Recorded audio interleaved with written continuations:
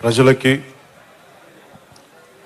టీవీలో చూస్తున్న రాష్ట్ర ప్రజానీకానికి ముందుగా నా హృదయపూర్వక నమస్కారం.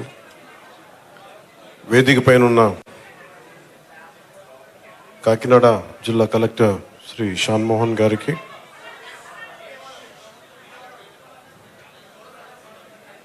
బీజేపీ నాయకులు కృష్ణరాజు గారికి, తెలుగుదేశం నాయకులు మాజీ ఎమ్మెల్యే శ్రీ వర్మ గారికి,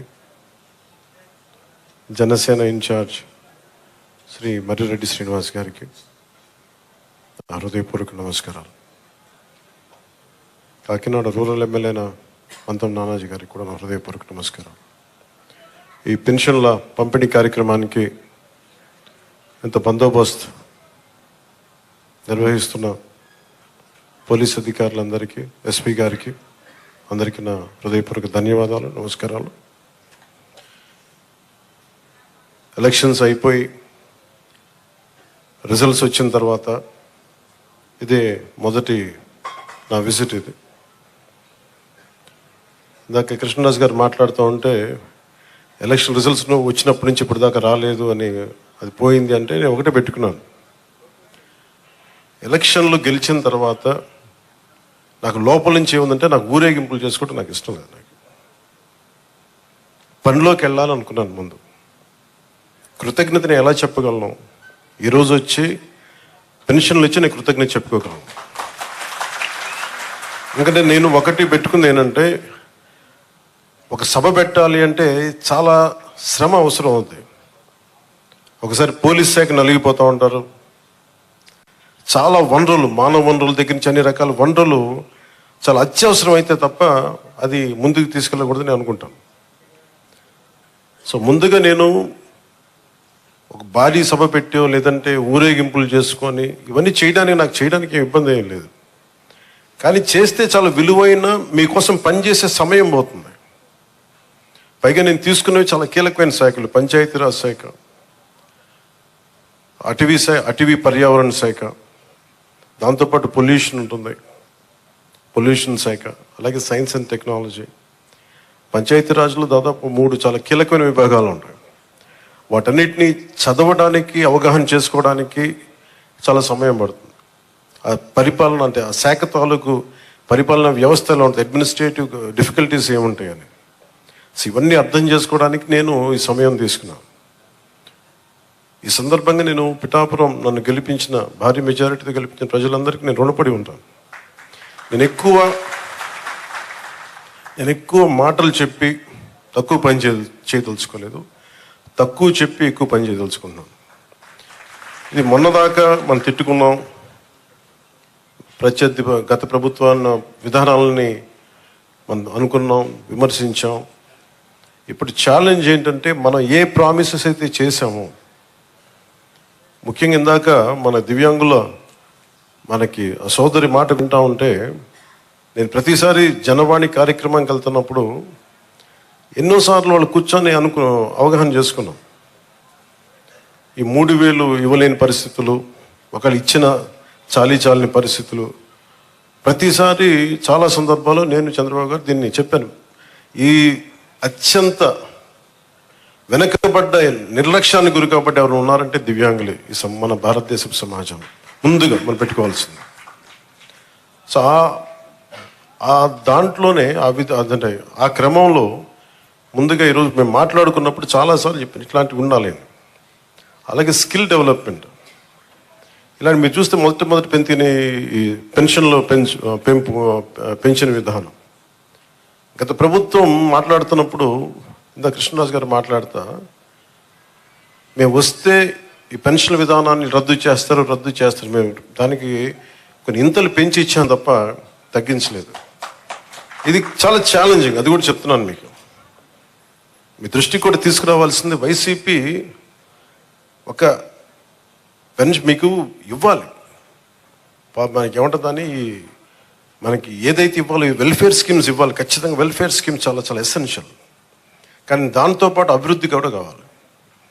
ఈరోజు నేను పంచాయతీరాజ్ శాఖ లెక్కలు చూస్తూ ఉంటే అసలు అడ్డగోలుగా నిధుల్ని అటు ఎటులిపినే తెలియట్లేదు. మీరే చూశారు.